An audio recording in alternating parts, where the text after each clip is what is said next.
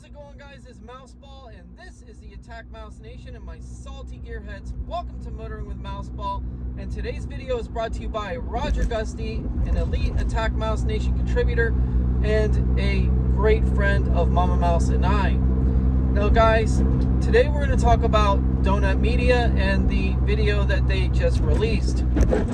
And I'm sorry about the noise and the all the bumping around, but you know, it's Merrill, and that's how Merrill rides, at least until we get the suspension fixed. Now, the thing about this video from Donut Media is it was very informative, but it omitted some truths and it relied on tall tales as always, because in order to make a video somewhat entertaining, you have to omit some truths and you can't be pedantic about certain aspects of the vehicle.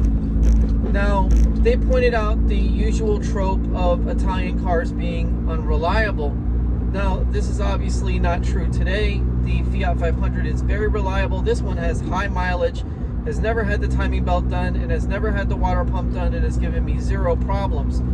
Mouseball has literally just under 32,000 miles and has been driven hard and put away wet, and the car has been fantastic. Now, obviously, when Donut Media went into this, they did point out that Carlo ABARTH was pretty much the genesis of in-house tuning, which I like to believe that's true, and I'm pretty sure that's the one thing that Donut Media got right. But when they kept on going on into how the car was too cute and it was just a basic city car with only 15 horsepower, it's like, everybody knows those things, and nobody drives a Fiat 500 to go fast. You know, people drive a Fiat 500 because it's easy to park, it's an iconic car, and even though ABARTH came on the scene, ABARTH made the cars faster, but the Fiat 500 has always been iconic because Italians love small cars, and it was the most convenient and most pragmatic car to drive around in Italy when the streets are literally this narrow. I mean, it makes absolutely no sense for Fiat to mass produce a car that would constantly break down. And even if there was some truth to what Donut Media said about the Fiat 500 breaking down constantly, you know, it was a very uncomplicated car. I mean, 2 cylinders, air cooled, there wasn't much there to break down in the first place. So that's why I got to call out shenanigans on that very, you know, statement, because it makes no sense to me. You know, actually restoring 2 Fiat Jollies, which are basically like beach go-karts for the Caribbean. They're basically Fiat 500 and 600 models that are open-topped and have wicker chairs in them. And seeing the engine and the transmission, it is so uncomplex. It's got very few moving parts, and it doesn't make any sense to me that an engine that makes maybe 15 horsepower at best would put enough stress on parts to break. So to me, it makes zero sense what Donut Media said. And again, Donut Media has to balance the truth with the omission of the truth, so that way they can make the actual video entertaining. And that's why I guess they're so successful, because they play off of that. Plus, you know, they do more mainstream make and models, you know, as opposed to the marques that are unknown. So, you know, your usual Honda, Camaro, you know, Mustang, you know, those videos are obviously going to be very popular. But the thing is, when they did the one about the ABARTH, it was a nice change of pace. And plus, not to mention that, it allowed the mainstream people, the normies in cars, to learn about another make or another marque that wasn't really known to a lot of people. I mean, obviously, people knew about Lancia to a certain degree with the Stratos and the Delta, HF, and Degrally, but not too many people knew about the ABARTHs. I mean, my first contact with that car was at the Cavallino Classic. And to me, I always thought the car was a fantastic little thing, you know, keeping up with Ferraris around the corners, you know, just doing you know, amazing stuff with such a tiny little car.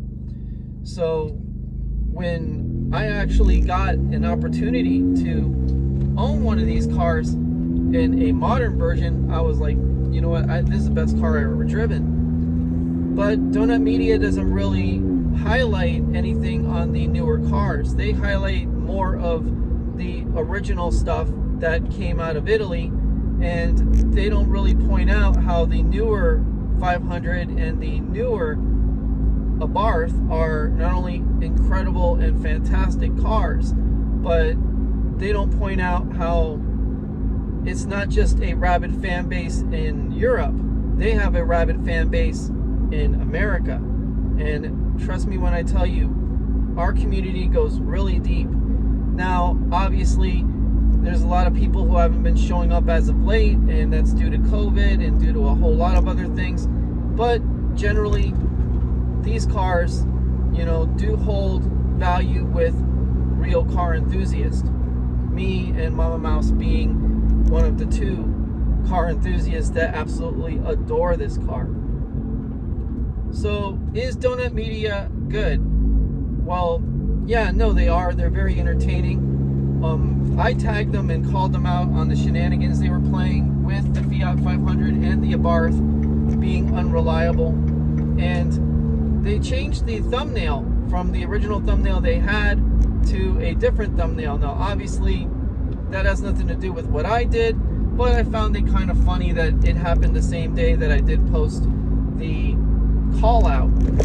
And again, if you like Donut Media, go ahead and subscribe to them. If you want something more, you know, substantial, if you want videos that really highlight the truth about these automakers and the marques and everything, then your best bet is to go elsewhere or do your own research, which is even better, because honestly, trusting what other people say is a big red flag.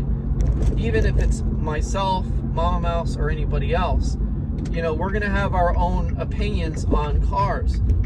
That's kind of like me doing a video on Hondas, and I'm really not a big fan of Hondas. So the thing is that I'm not really gonna shine a light on the Honda culture, especially here in America, that's gonna be very positive. So that's why I don't make videos about Hondas, because I really don't appreciate them as a car or as an enthusiast car. But they do have a huge following, and there is a lot of out-of-the-box modifications that can be done to a Honda, but I don't totally dislike them. I like the S2000, the CVCC, you know, the NSX obviously is a great car, but totally and completely underpowered, way overpriced.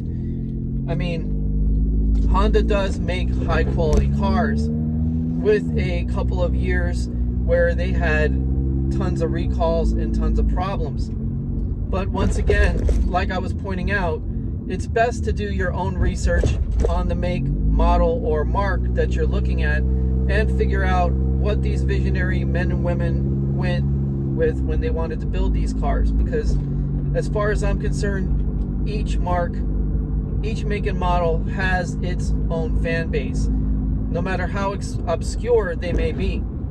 And Donut Media, we do appreciate that you did a video on ABARTH. That was really great. But on the other hand, I'm not really into the propaganda. I'm not really into the tropes and the falsehoods about, you know, these cars. You know, if you're gonna point something out, point out an instance where these cars were truly unreliable. Because as far as I'm concerned, there are millions of those cars, including the original cars from 1957 on up, still around, still being restored, still being built, and going for anywhere from $14,000 to $20,000 respectively for a car no bigger than a tater tot. So guys, stay tuned for the next video on Doug DeMuro versus Jay Leno, which is going to be an interesting video where I compare the entertainment value of Doug DeMuro and Jay Leno, and why I prefer Jay Leno over Doug DeMuro in any respective category when it comes down to reviewing and going over cars. So guys, stay happy, stay healthy, stay wealthy, And remember, when you own a Fiat 500 or you own an ABARTH, they're pretty reliable. Take it easy, guys. Mouseball out.